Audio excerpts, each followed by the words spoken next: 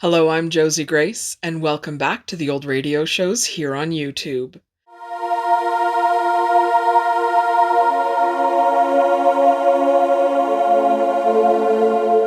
Today's dive into the Old Radio Shows, we're changing it up a bit. It's going to be an Adventure by Morse. So Adventure by Morse was a 30-minute adventure serial kind of episodes. They were a bit more macabre, a bit horror in some of them. They were fun. I quite liked Adventures by Morse. I know a lot of people thought they were kind of but it was something that he did after NBC canceled his show I Love a Mystery. So he decided to go on and produce 52 episodes of a program. They were 30 minutes long. The actual air dates and what order the different groups of episodes were in is kind of lost. So people don't really know when, because it was such a short run series. It is known it was the 1940s. Mid-1940s that he made this, because it was after the I Love a Mystery. The other reason they think it was the mid-1940s was because in one of the last episodes that was aired, called It's Dismal to Die, it was said that the war was over, and then that there was advertisements found for the show from 1946 to 1949. So it's kind of interesting. It's interesting what happens to these different shows as they age, and this was 80 years ago, and finding some of the information, because not everything is there. And if it was kind of like what happened with the BBC, they destroyed a lot of the stuff, and they would reuse the tapes and redo this, and none of it was archived. But now it's archived, and anytime people have submissions, they're like, oh, I found these old records in my attic, can you use these? They're put into the archive, which is really cool, which I really enjoy. So our first Adventure by Morse is going to be The City of the Dead. I liked this one. It's a 10-part one. It was hard to find all the parts back in the day when I was on the radio, but we have all 10 parts now. So here we go with The Adventure Begins.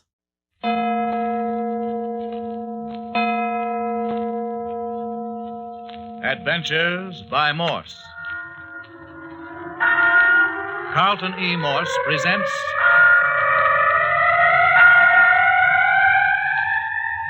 The City of the Dead, featuring Captain Friday. If you like high adventure, come with me. If you like the stealth of intrigue, come with me. If you like blood and thunder, come with me. But first, listen to a word from our sponsor. The City of the Dead. There are 10,000 citizens in the City of the Dead, each with a white marble slab indicating each residence. The gates of the City of the Dead have long been closed to newcomers. It is a city whose population has remained unchanged for the last 10 years. And the mayor of this city is Joshua Friday. Some call him caretaker of the old cemetery in the valley. But anyone who knows Joshua Friday at all calls him mayor. He is the only living person in the City of the Dead. That is, unless you care to include Lammy Fink, a slow-witted fellow who does kitchen police duty and a little gardening in the city during the day, and retires beyond its precincts at night. The City of the Dead lies in a tiny valley 25 miles from the suburb of a great city. It is off the main highway and completely isolated from the world. But now it's 9 o'clock on a moonlit, windy night in October. Come on, get out of that car. You heard me. What do you want? You want me to plug you? Oh, Jimmy, do what he says. You too, girl. Get out. You let go of me. You let that girl alone. And get out of the car. Both of you. Yeah. Now start walking. No, the other way. But that's toward the graveyard. You heard me. And don't look back or they'll pick up your bodies in the morgue wagon in the morning. Now get moving. Jimmy, what's happening to us? Keep walking. Don't look around. They've stolen your machine. I know it, Phyllis. I couldn't tackle two armed men. Oh, of course you couldn't. Shouldn't have parked way out here in the country. But it was nice. It was so still in the moonlight. Who do you suppose they were? Probably car thieves. They didn't touch us. Jimmy, listen. Church bell. Oh, but there aren't any churches around here. Oh, sure there is. That little old church down at the other end of the valley. Oh, but that's all falling to pieces. It hasn't been used for years. That's right. Funny, isn't it? Jimmy, I'm scared. Do we have to go on? Oh, look, Phyllis. There's a light ahead of us. You know what it is? No. Oh, Jimmy, what's that? Quick, get off the road. Behind those bushes. Get down.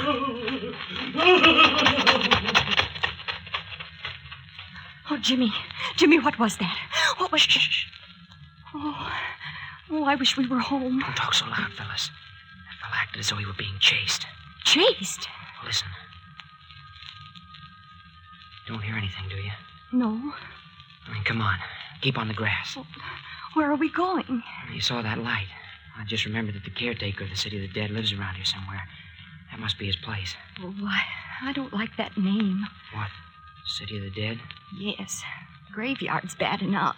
Well, anyway, we'll get him to let us use his phone and call the police and have a car sent out for us. Oh, there, you can see the outline of the house among the trees. See it? Uh-huh.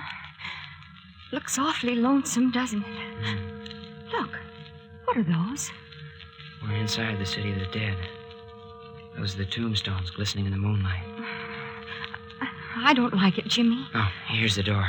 Oh, Jimmy, don't leave me. I'm right here in the shadow. He doesn't answer. It's funny. What do you want? Oh, Hey! no. Hey, where did you come from? What do you want? Are you the caretaker? Supposing I am. Oh, what made you sneak up on us from behind? That you making that crazy noise? What noise? Oh, you mean the man crying? Oh, so 'twas you. Oh, no, it wasn't. He passed us down the road. He was scared. What are you doing here? Why, our car was stolen from us. Oh, stolen? Hi, Doc. Open the door. Yes, 2 men held us up. We want to phone to the city for help. Do you hear, Doc? They're coming, Mayor. Oh, here you are. Well, what have you there, Mayor? Go on in, you two. Yes, sir.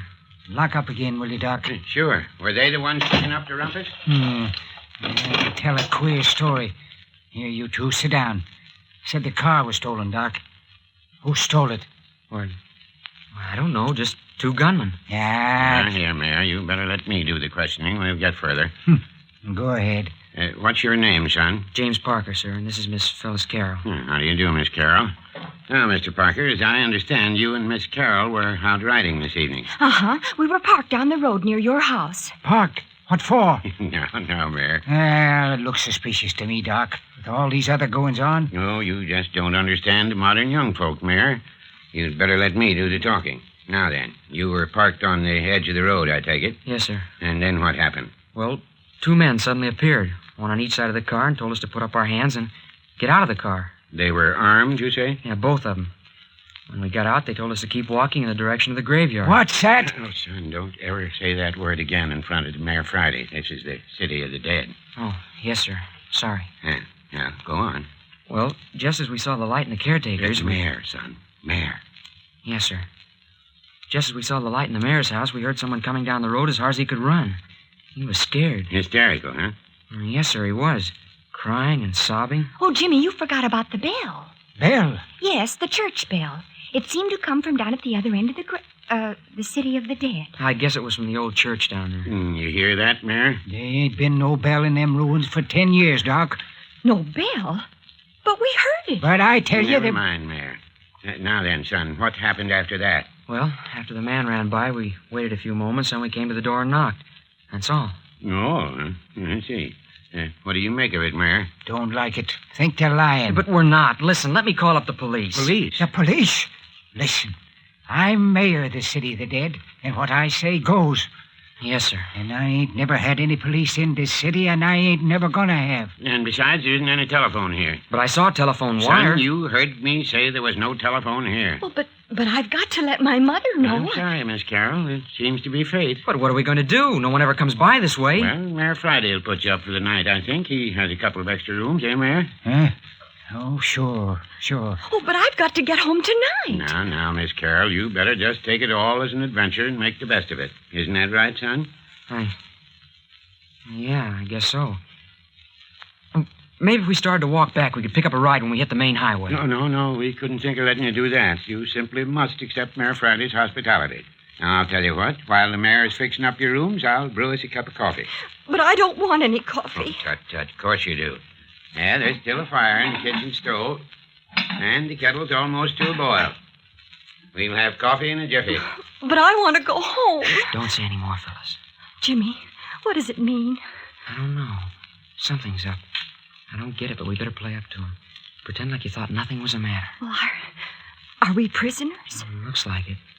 Now, don't worry, though. I can take on these two old duffers if I have to. Well, but who is this doc person? Oh, shh. Here he comes. Now then, coffee's all ready.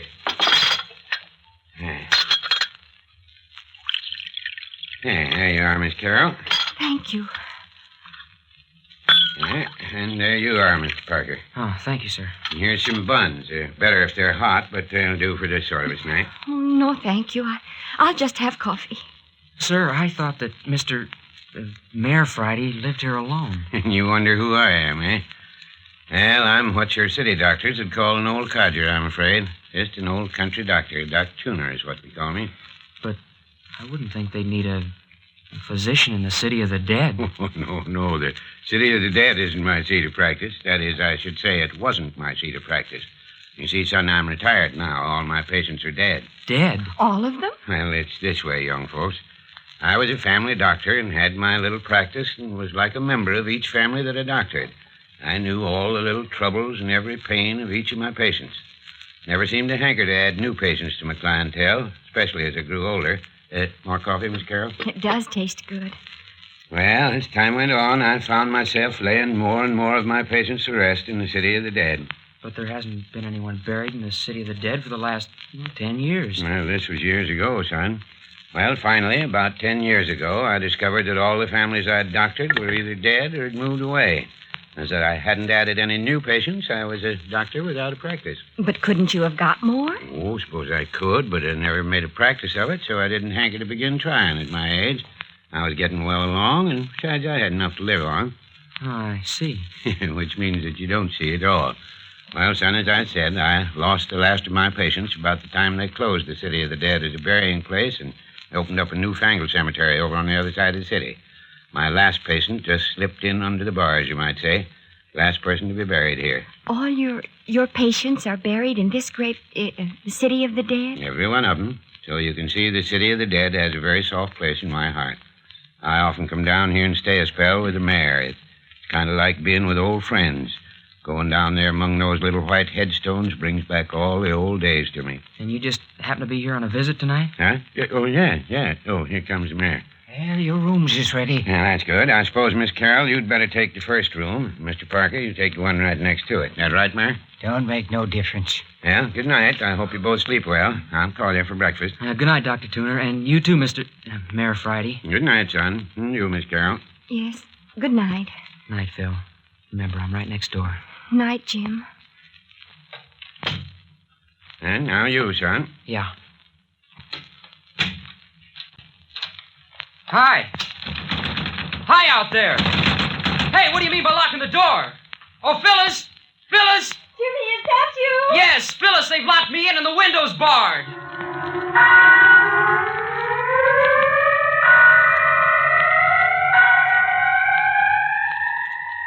Out of the night come two youngsters. Into the web of intrigue woven by two strange old characters they fall. Prisoners of Doc Tuner and Mayor Friday. Just who are? But before we go into that, a word from our sponsor.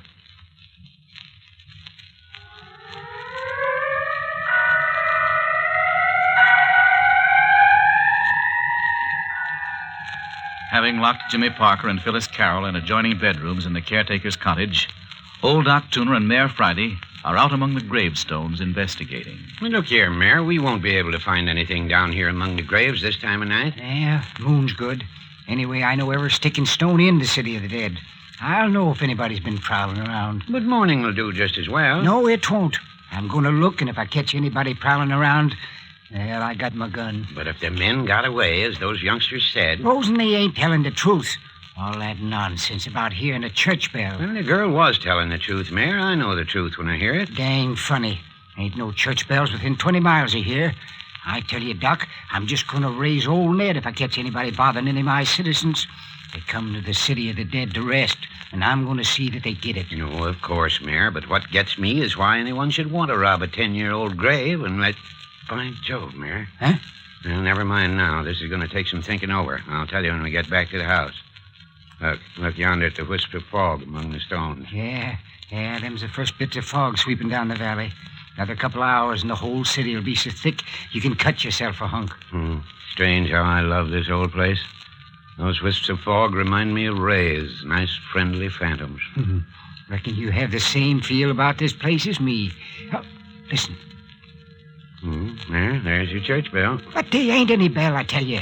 I seen him take it out of the tower 10 years back when they quit using it. Yeah, maybe your ears are deceiving you, but personally, I hear church bells. Yeah, he's a fella that creeps, don't it? Yeah, it seems to me there are altogether too many mysterious things happening in the city of the dead, if you get what I mean. I don't. Well, for a city of quiet, decent folk that are supposed to be at their last resting place, there's a beastly lot of nocturnal activity. Listen. Bell stopped. Say, I got a thought, Mayor. Yeah? Why don't you put old Lammy Fink to keep a lookout at night? If he saw a prowler... If he saw a prowler, he'd have a fit. Lammy Fink. That addle brain wouldn't stay in the city of the dead after dark for anything on earth. Well, to be honest about it, Mayor, it looks to me like the kids are telling the truth. In the morning, we'd better feed them and send them on their way. And have 'em go home and tell a long rigmarole about auto bandits and hysterical men and phantom church bells and us locking 'em up for the night? Well, you can't keep them locked up indefinitely. Better turn them loose before any more harm's done. Mighty funny they should show up right at this time. Looks queer to me. Somebody's been monkeying around in the city of the dead for the last week. Then we up and catch a couple. Don't seem natural to me that they should be innocent. Well, then I lied to him about the telephone. That's something else for him to talk about. Guy's sakes, Doc.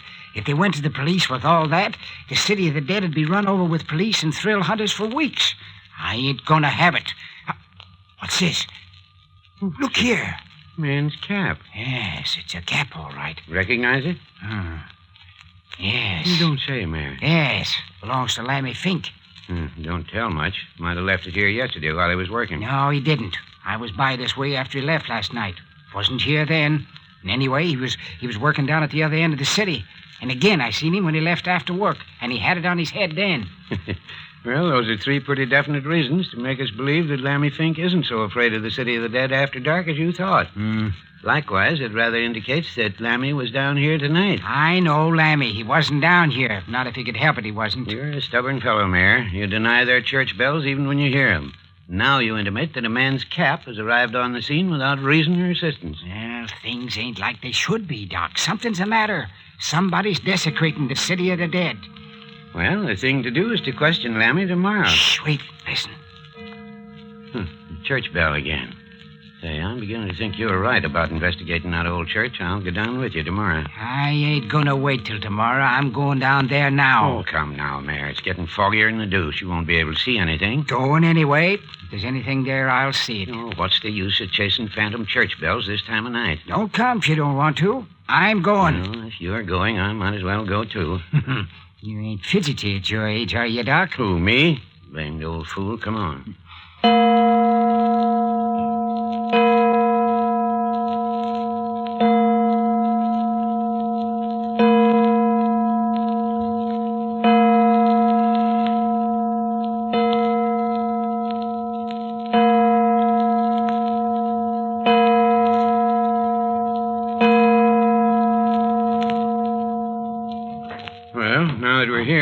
About it. Can't see a blame thing. Got a flashlight, Doc. Always carry one. Dilapidated old ruin. Should have been torn down long ago. Come on. I'll lead. And look out where you step. Every board's full of rottenness. Floor's liable to collapse and let you through. I ought to know that. Been in here often enough. Hey, what in tunket's that? Oh, nothing but the rafters creaking. Can't you feel the whole building sway when the wind blows? It's that old. The whole shebang's likely to crash down on us. I don't reckon so. Keep quiet. What the deuce for? You don't expect to run into anything here, do you? Most folks have better sense than to risk their neck in this kind of a place. If a bell rung, somebody rung it. But you said there wasn't any bell. Mm-hmm. Last time I was in here is when we buried old man Burton. It's more than 10 years back. You remember old man Burton, Mayor? Yeah. Yeah, walked down this very aisle behind his coffin. Oh, Lord almighty, Mayor. Yeah, just a screech owl, Doc. That's the blamedest noise. Shh, hold it. told you we should have waited till morning. It ain't nothing. Come on. Where are you going now? We're gonna climb up this here ladder into the belfry. No, we're not. I am. Like as not, one of the rungs will give way and you'll break your neck. I'm gonna chance it. Yeah, then let me go first. No. This here's my funeral. Yeah, be careful, Mayor. Listen to those rungs squeak under your weight. Yeah, they'll hold, I guess. Are you coming? Yes, of course. Hold that light down here so I can see what I'm doing. All right. I'm right behind you. All right, Doc. You wait for me at the top of the ladder. Yeah. If anything doing, I might as well be in on it.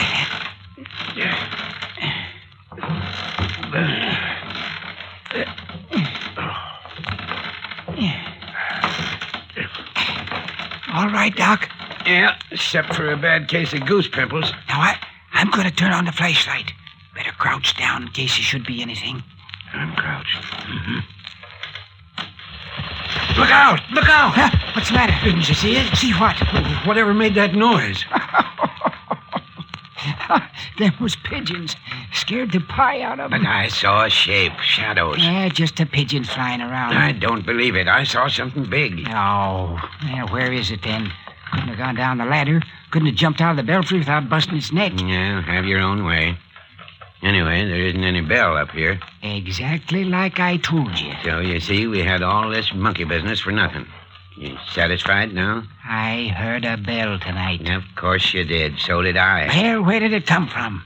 Ain't no other buildings around for 20 miles. Yeah, looks to me like you deepened your mystery rather than solved it. Yeah. Look. Cobwebs all over the place. Ain't nobody else been up here for years. Anybody could tell that. Hey, Mayor, let's go back to the house to do our cogitating. I'm not what you'd call comfortable perched up here in this old belfry. Yeah, reckon we might as well go down.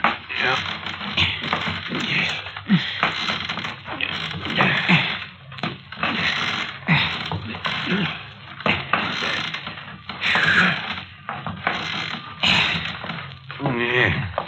Glad that's over. I'd make a blame poor monkey at my age. Come along. Now, where do you think you're going? Well, as long as I'm here, might as well look over the whole place. You sure are anxious to break a leg. You feel how springy these floorboards are? Liable to give away any minute. We'll take a look behind the altar. Yeah, what's back there? Well, it used to be the preacher's study. It was never used, though, after the old bell ringer committed suicide in there. By Jove, Mayor, I'd forgotten about that. Old Sammy Martin. Hanged himself, didn't he? Yeah. Yeah, locked the study off and never used it after that. Of course I remember now. 15 years ago, if it was a day. It ain't locked no more, don't reckon. Look here, Mayor, I'm not so certain I like this. Like what? Well, we've got a dead bell ringer. Yeah? Now we've got a phantom bell. You think there's any connection? No. You? I hope not. Whoever heard of a doctor being scared of ghosts? I don't recollect saying anything about being frightened. I'm just putting two and two together. Mayor! Mayor! Where are you? Where's the light? Are you hurt?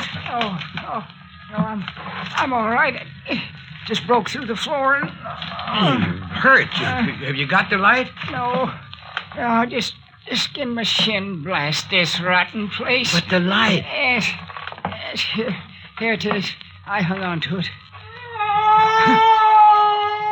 My soul, what was that? Come from the study, didn't it? Yes, sounded so.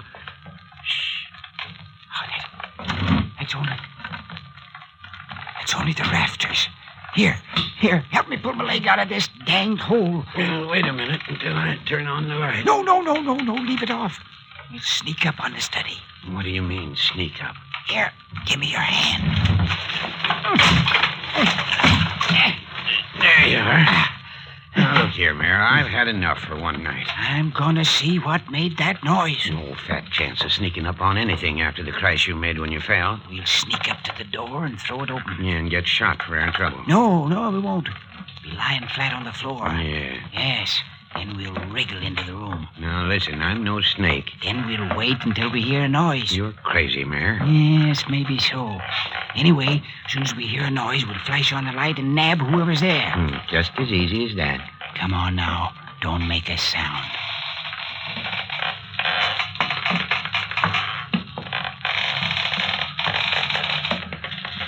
Here's the door. Lie down flat. Right in front of the door? Yes. It's swings in. I'm right alongside you. Well, who's going to open the door? I am. I've unlatched it. All I got to do is give it a push. Well, push. What? Ow! Ow! Oh, great jumping Caesar. What was that, Doc? Oh, I don't know, but whatever it was, it ran the full length of me. Stepped on you? Stepped on me and dang near ground me into the floor. Stepped smack on my head. Are you hurt? Well, I don't feel any too good. Can you walk? Oh, of course. Well, our ghost seems to have gotten away. Turn on the light. Let's get into the room and look around. Yeah, I could do with some light. There. Mayor, I haven't told you the worst yet. Huh? The worst? Yes, the worst. Mayor, whoever it was that ran over me didn't have shoes on. Look where his nails scratched my face. Oh, gosh almighty, Doc. Wasn't it a man? Well, I tell you, he was barefooted if it was. Gee, Rooshy. It'd take claws to make scratches like that. Here, tie your face up with this handkerchief. It's bleeding. I hope you're satisfied. Now, just a minute. I want to look around this study. Give me the flashlight. No limit to your curiosity. Shh. There it is again. Whatever it is, it's hanging about outside. Look there, Doc. It's a bell rope. Bell rope? Yes, see it? That claw-footed man, or whatever it is, has been ringing the bell from in here. Look where it disappears through the ceiling. It's a new rope. Hey, Mayor, what are you doing? I'm gonna ring that dang bell. No, you want to prove to yourself that there is a bell, huh? Yeah, of course there's a bell. I always knew there was. Well, go ahead, pull it. My face hurts. I'll give it a yank that'll pull the whole contraption down. Well, pull. Yeah, here goes. Mayor! He's shot. It wasn't a bell, it was a trap.